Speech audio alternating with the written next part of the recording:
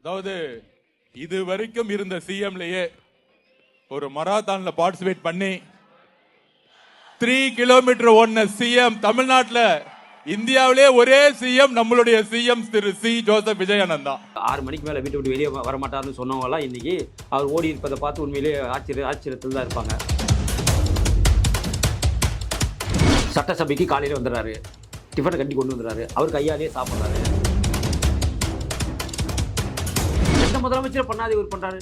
நேற்று பஸ்ஸில் ஏறாராம், உட்காந்தாராம், டிக்கெட் கொடுத்து காசு வாங்கினான், காசு கொடுத்து டிக்கெட் எடுத்தாராம். என்னதான் எனக்கு ஒன்றும் புரியல.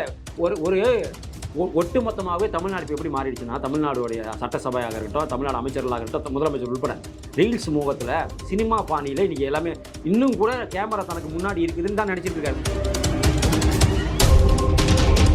52 வயசு தான் ஆகுது. 52 வயசில் 1 கிலோமீட்டர் ஓடலாம் பெரிய விஷயமே கிடையாது. அது எதுக்கு நீங்கள் இவ்வளோ பிரபலப்படுத்துறீங்க? எதுக்கு இவ்வளோ வந்து சினிமாட்டிக்கெல்லாம் பண்ணுறீங்க? எதுக்கு அதை ஒரு ரீல்ஸாக போடுறீங்க? ஒன்றுமே புரியல. அப்போ நோ ட்ரக்ஸுங்கிறது வந்துட்டு அது ஆரம்பத்தை எல்லா தலைவர்களும் சொல்லக்கூடியது தான். இதை வந்து இவர் சினிமாவில் இதை கடைப்பிடிச்சிருக்கணும். இவர் படத்தில் ட்ரக்ஸ் இல்லாத படமே கிடையாது. இவர் சிகரெட் பிடிக்காத, தண்ணி அடிக்காத படமே கிடையாது. எல்லாத்தையும் நீ சினிமாவில் சொல்லி கொடுத்துட்டு இன்றைக்கி வந்து நோ ட்ரக்ஸு ஸ்போர்ட்ஸ்ன்னு சொன்னால் இது எப்படி ஏற்றுக்க முடியும்? நீங்கள் நடிக்கிற படத்தில் எந்த படத்தில் நீங்கள் சொல்லுங்கள், நீங்கள் குடிக்காமல் சிகரெட் பிடிக்காமல் ஏதாச்சும் ஒரு படம் நான் நடிச்சிருக்கிறேன்னு சொல்லுங்கள். ஏன்னா உங்களை தான் பின்பற்றுறாங்க உங்கள் ரசிகர்கள் இல்லையா? அப்போ இன்றைக்கி அவங்க குடிக்கிறாங்கன்னு சொன்னாக்கா அதுக்கு காரணம் நீங்களாக இருக்கலாம். இல்லை அவங்க வந்து டம் அடிக்கிறாங்கன்னு சொன்னால் அது காரணம் நீங்களாக இருக்கலாம். இப்படி எல்லாத்தையும் அவங்களுக்கு கற்றுக் கொடுத்துட்டு இன்றைக்கி முதலமைச்சரான பிறகு முற்றும் துறந்த முனிவர் மாதிரி நான் வந்துட்டு நோ ட்ரக்ஸு, நீங்கள் எதுவும் பயன்படுத்தாதீங்க, ஸ்போர்ட்ஸுக்கு போங்கன்னு சொன்னால் இது எப்படி ஏற்றுக்க முடியும்?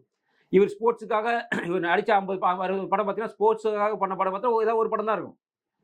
மீதி படம் எல்லாமே எந்த மாதிரி படம்னு உங்களுக்கு எல்லாம் ஆரம்ப காலகட்டத்தில் என்ன மாதிரி படம், அதுக்கப்புறம் வந்த படம் என்ன மாதிரி படம். ஒரு இப்போ சமீபத்தில் கூட கொரோனா காலத்தில் ஒரு படம் நடிச்சார். 24 மணி நேரம் குடிச்சிட்டே இருப்பார் அந்த படத்தில். அப்போ உன்னை பார்த்து பார்க்கக்கூடிய ரசிகர்களோட மனநிலை எப்படி இருக்கும்? அப்போ நீங்கள் என்ன உங்கள் வாழ்க்கையில் நடந்துக்கிறீங்களோ அதைத்தான் உங்கள் ரசிகர்களும். ஏன்னா இன்றைக்கி எங்கள் அங்கிள், எங்களோட அண்ணன், எங்கள் தளபதி அப்படி வெறித்தனமாக இருக்கிறாங்கள, அப்போது உங்களுடைய பழக்கத்தை அவன் பின்பற்றுவான்ல. அப்போது இவ்வளோ நாள் இதை கெட்ட பழக்கத்தை சொல்லி கொடுத்துட்டு இப்போ நீ எல்லாத்தையும் விட்டுட்டு வாடானாக்கா எப்படி அவன் திடீர்னு அவனால் வர முடியும்? நீங்கள் ஒரு எடுத்திருக்கக்கூடிய ஸ்டாண்டு நல்ல ஸ்டாண்டு, மாற்று கருத்து இல்லை. ஆனால் இது இன்னும் ஆக்கப்பூர்வமாக எடுக்கணும்.